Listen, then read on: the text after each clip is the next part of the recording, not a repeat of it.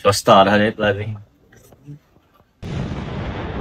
Kan sebelum saya jadi MB, sebelum saya masuk sini lah, sebelum tahun 2020, saya tak tahu kejadian peristiwa, saya tak pasti, saya tak tahu apa, saya pun tengok soal abang je. Tapi yang beri orang lain, yang ambil orang lain, yang kena orang lain. Itu pelik kan tau. Yalah betul lah, dia pun ada buat PC juga kemarin. Dia kata ni pendakwaan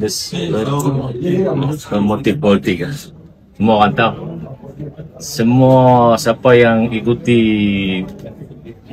benda tu nampak dengan jelas lah. Kita pun tak mencakap apa lah pasal kes mahkamah dah kan. Dah pun masih berjalan sikit. Saya tak ada maklumat. Kedai Agro pun tutup lah. Bila tutup tu maknanya tak ada aktiviti dah kan. Tutup pukul lah.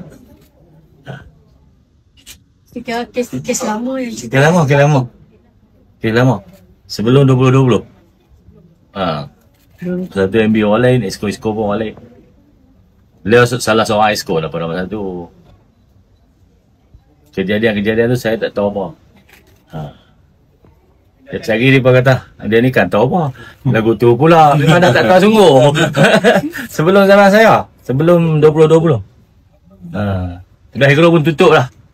Kita buat BSS lah tu, kemudian tu kita berhentikan operasi. Lepas tu dah ada syarikat ambil alih Kedai Agro.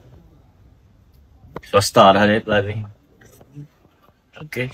Apa-apa tindakan ke atas ahli parlimen Kelang Olimpik Tak ada tindakan apa, dia akan salah lagi.